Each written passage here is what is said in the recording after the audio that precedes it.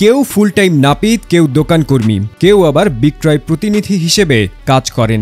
এমনই সব part time পেশার নিয়োজিত ফুটবলার নিয়ে ক্লাব বিশ্বকাপে খেলছে নিউজিল্যান্ডের ক্লাব অকল্যান্ড সিটি এফসি, যে ক্লাবের প্রতিটি প্লেয়ার নিজেদের জীবিকা নির্বাহ করেন ফুল টাইম চাকরি করে বিভিন্ন পেশায়।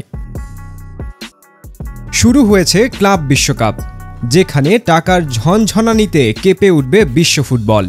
এই আসরকে সামনে রেখে ক্লাব বিশ্বকাপের প্রাইজ মানি হবে $100 কোটি, যা বাংলাদেশি মুদ্রায় 12,141 কোটি টাকা। ক্লাব বিশ্বকাপের এই প্রতিযোগিতায় $1 বিলিয়ন ইনভেস্টমেন্ট নিয়ে মাঠে নামবে রিয়াল মাদ্রিদ, পিএসজি কিংবা বার্সেলোনার মতো দল।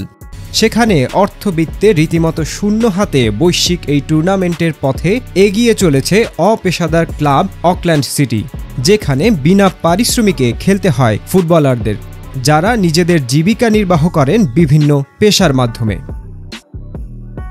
ফুল টাইম চাকুরিজীবী এসব ফুটবলাররা সপ্তাহে মাত্র 3 থেকে 4 বার ট্রেনিংয়ের সুযোগ পান। মাঝে হয়তো খেলতে পারেন মাত্র 1 ম্যাচ, যদিও প্রতি ম্যাচে সকল ফুটবলারকে একসাথে পাওয়া অনেক সময় হয়ে ওঠে কঠিন। ক্লাব বিশ্বকাপ খেলতে নিজেদের কর্মস্থল থেকে ছুটি নিয়ে এসেছেন সেই সকল ফুটবলাররা, তাও খেলতে হবে বিনা পারিশ্রমিকে। অপেশাদার হলেও দারুণ সফল অকল্যান্ড সিটি এফসি। 2004 সাল থেকে পথ চলা শুরু দলটির। এরপর 10 বার তারা হয়েছে নিউজিল্যান্ডের ক্লাব চ্যাম্পিয়ন, 13 বার জিতেছে ওশেনিয়া অঞ্চলের ওএফসি চ্যাম্পিয়ন্স লিগ, আর 13 বারের মতো অংশ নিতে যাচ্ছে ক্লাব বিশ্বকাপে, যেখানে 2014 আসরে তারা হয়েছিল টুর্নামেন্টের তৃতীয়।